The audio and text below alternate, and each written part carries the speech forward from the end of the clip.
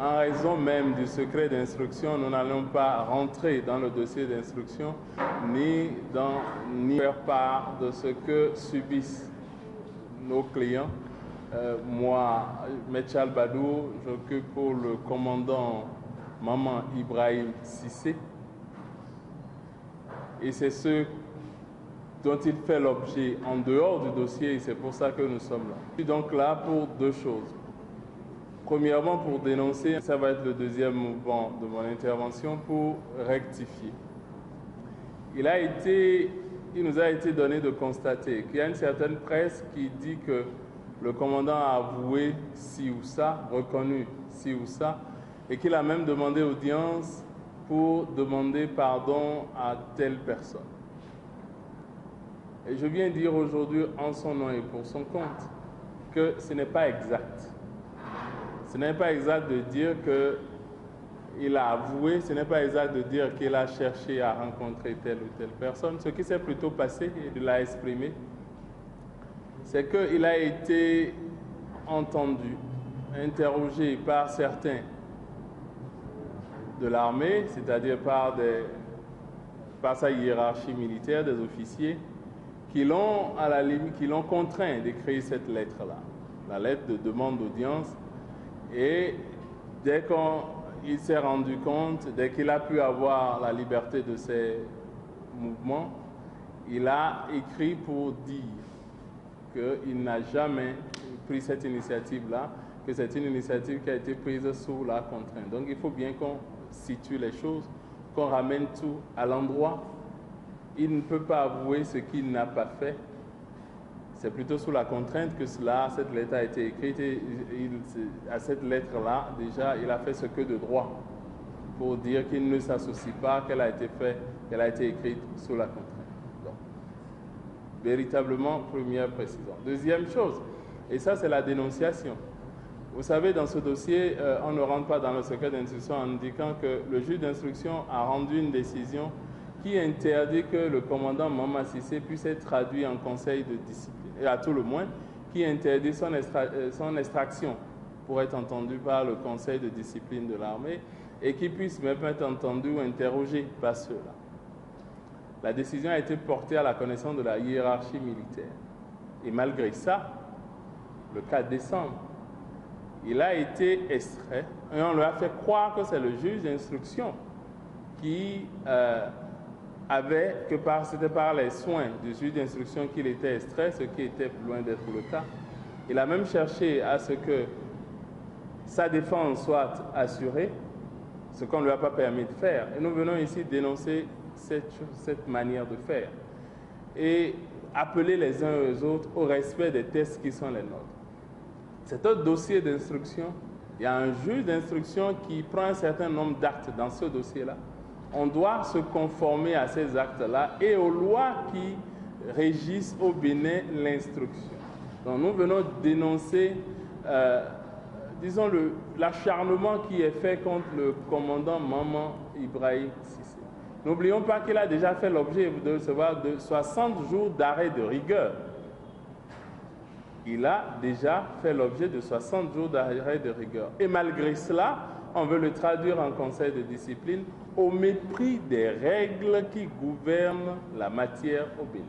Et nous voulons que véritablement on puisse laisser main libre à la justice, on puisse permettre à la justice de faire son travail pour que la vérité soit faite. Le commandant ne fuit pas la vérité, mais aborde toute manipulation, toute pression qui serait faite sur lui. C'est pour l'essentiel ce que j'ai à dire pour le moment.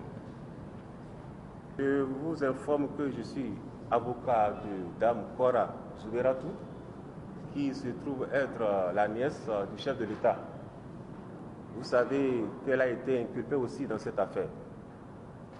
Alors je suis chargé d'assurer sa défense.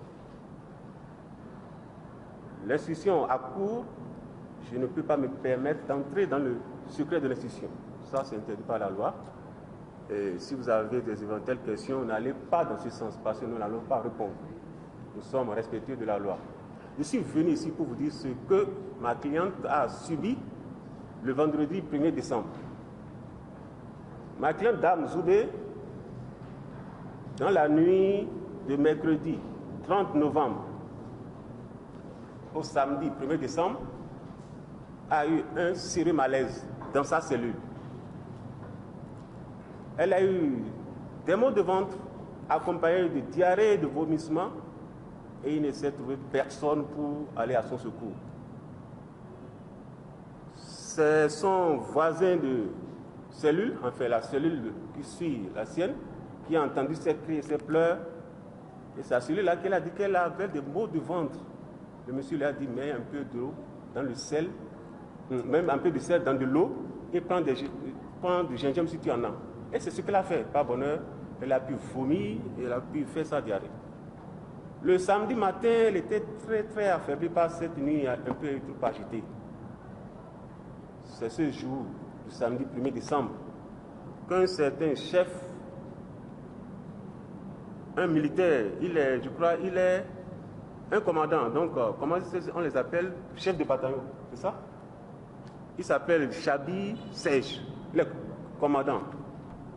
Béré vert, il s'est présenté à la prison de Akolo-Miserete et a fait extraire ma cliente le matin. C'est à l'insu même du juge en charge du dossier. Ma cliente qui était très affaiblie, malade, a contre son gré accepté d'être entendue. De 12h à 17h, on l'a empêché de manger. On l'a empêché d'aller prendre ses médicaments alors qu'elle ne cessait de supplier son bourreau. Parce que moi, je l'appelle un bourreau. Elle a dit, je suis malade, je n'ai pas dormi, je ne peux pas parler. Il lui a dit, non, tu dois parler. Donc, il a exercé des pressions sur elle, elle a dû parler. Et pire, il lui a dit que c'est à elle d'écrire de sa main ce qu'elle a à dire. Et à ce jour, je n'ai pas vu les 20 pages que ma cliente a remplies ce jour-là. Pendant qu'elle avait faim et malade, notre chef de bataillon s'est permis, lui, de manger devant elle avec à la clé sa bière. Bref, de la torturer moralement comme il a pu. C'est ce que je suis venu dénoncer. Le juge en charge du dossier n'était pas informé de cette extraction-là et de cet interrogatoire illégal. À ce jour, je ne sais pas ce qu'on a fait écrire à ma cliente. Sur près de 20 pages, elle m'a dit. Et après l'avoir torturée ainsi, il lui a demandé d'écrire une lettre de demande d'audience à la haute autorité. C'est le mot du commandant. Ma cliente s'est opposée. Elle a dit, c'est mon oncle, je ne demande pas audience pour le rencontrer. Elle s'est opposée. Mais plus tard, on a appris qu'ils ont forcé la main au commandant Cissé pour qu'il écrive la lettre de la demande d'audience en leurs deux noms. Donc ma cliente n'a jamais envoyé une lettre d'audience. Ça, c'est ce que je suis venu vous dire. Et commandant ou pas commandant, il n'avait pas le droit de venir extraire à l'insu du juge en charge du dossier ma cliente pour l'écouter. Et je vais vous ajouter que le commandant n'était pas seul. Il était accompagné du général qui est actuellement le directeur du cabinet du ministère de la Défense. Alors, nous sommes perplexes, nous ne savons pas où sont les tenants et les aboutissants de cette manœuvre illégale. Un général suivi d'un commandant qui vient torturer une inculpée à l'insu du juge d'instruction, cela nous a paru insupportable, cela nous a paru un peu immoral. C'est ce que nous sommes venus dénoncer.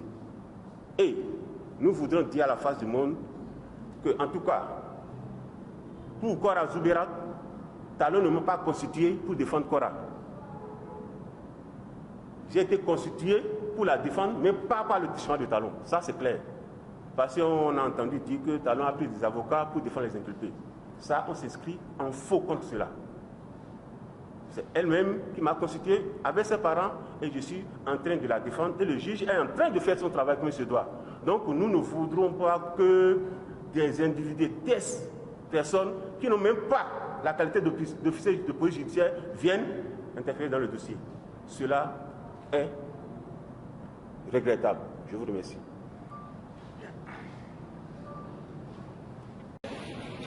Après la première comparution, le juge d'instruction est obligé de demander à l'inculpé si il veut prendre avocat et si oui, lequel. Bon, nous tous dans le dossier, nous sommes constitués après la première comparution. Et depuis lors, nous avons toujours communiqué en permanence avec nos clients. Donc, dans ce sens-là, le juge respecte la loi. On n'a jamais été empêché de voir nos clients. Cela est clair. Je ne sais pas, peut-être notre bateau est là, le dirai. Bon. Deuxièmement, le progrès. Il me demande si la cellule de Zoubé est accessible aux hommes. Donc vous voyez, là où ils sont, il y a des cellules. Mais ils ne peuvent pas se voir. Parce que les cellules ont des portes blindées avec des grillages. Tout ce qui s'est passé, c'est que lorsqu'elle a eu des maux de ventre, elle s'est mise là, approchée là, elle criait, elle pleurait. Donc, de sorte que le voisin d'à côté a entendu. Et lui, il lui a parlé aussi de son trou pour dire, si c'est le maux de ventre, mets du sel dans de l'eau et prends du gingembre, ce qu'elle a fait, elle a vomi. Et c'est ça peut-être qui l'a sauvée. Je ne sais pas si tu veux une question. Oui, si tu finis. Si tu as fini. D'accord. Ok. J'ai terminé ça là pour ce plan. Sur le plan sanitaire, en ce qui concerne Zoubé, je vous ai dit tantôt qu'elle est très très fragile. Elle est même anémiée et elle a de fréquents maux de ventre. C'est pourquoi d'ailleurs le vendredi 30, la crise s'est accentuée et ce qui l'a amené à être très très faible le lendemain, c'est-à-dire le samedi où elle a été torturée par celui qui est allé lui poser des questions. Ok. Maman, Cissé Ibrahim n'a avoué. Attendez.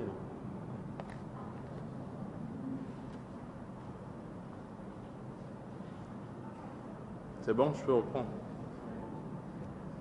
La question était de savoir, puisqu'on nous a dit que tout le monde a avoué, qu'en est-il? Et je dis à cette question-là, je ne peux pas entrer dans les détails sauf à toucher le dossier d'instruction. Mais ce que je peux vous dire déjà là, mon client n'a avoué avoir tué ou participé à quelque assassinat. Ça, je suis prêt. Le plan sanitaire, on vous l'a dit, oui, ils sont dans un état sanitaire assez déplorable. Je prends le cas du commandant, il a quelques soucis de santé qui mériteraient que sa santé soit mieux suivie. Nouvelle Tribune toujours, est-ce que nous confirmons l'information? Ce que je puis vous dire, oui, le 1er décembre, le commandant Cissé a été interrogé longuement, de manière assez illégale, je le confirme. Je confirme également que le général était là. Lui-même l'a dit, il était là. Mais même s'il n'a pas pu accéder au commandant, il était quand même là et on savait qu'il était là.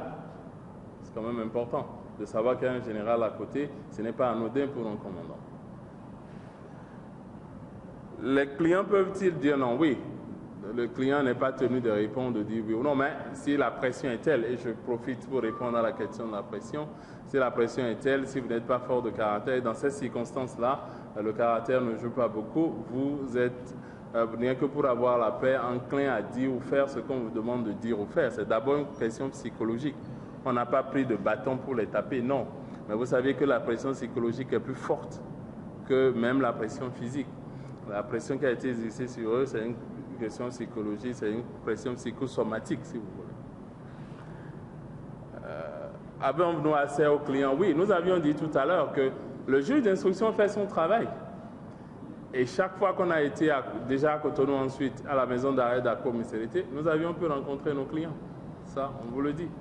Et le problème, c'est qu'il y a d'autres personnes qui ne devaient pas les rencontrer ou qui ne devaient pas les rencontrer sans nous, qui les ont rencontrés sans nous. Et malgré que les clients ont demandé l'assistance de leur conseil, on leur a interdit, on les a empêchés de bénéficier de cette assistance-là. C'est là le débat et c'est ce que nous dénonçons.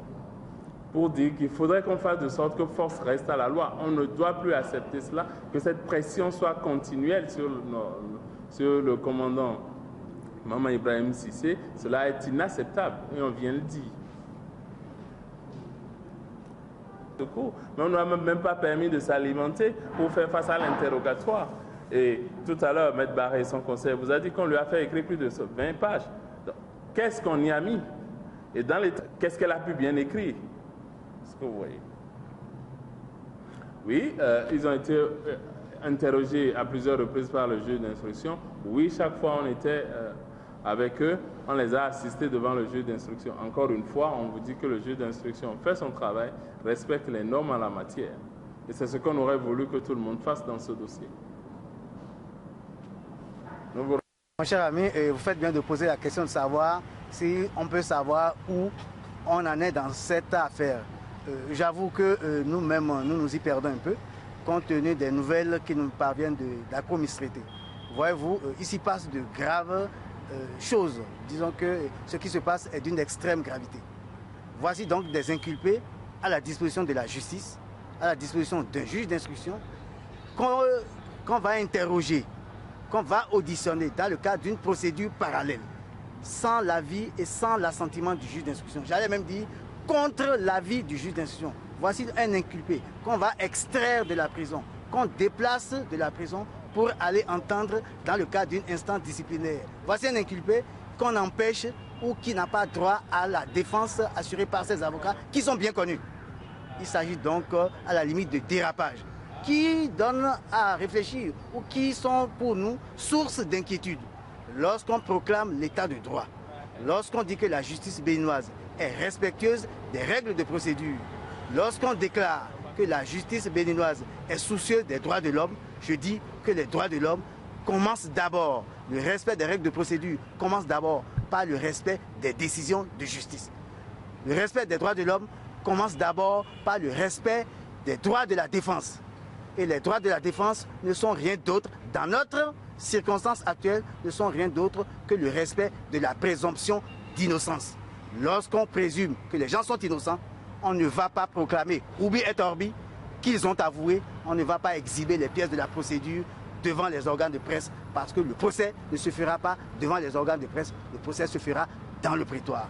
Je considère donc qu'il s'agit de dérapage, qu'il ne s'agit pas de pression faite sur des inculpés pour tenir un discours qu'on leur aurait demandé de tenir ou qu'il ne s'agit pas de pression pour nous empêcher d'accéder à la vérité. Parce que notre rôle d'avocat, aux côtés des inculpés, c'est de faire éclater la vérité au grand jour. La vérité du dossier et non pas la vérité qu'on veut annoncer au peuple, la vérité qu'on veut faire croire au peuple. C'est là notre mission et nous l'assumerons jusqu'au bout. Merci.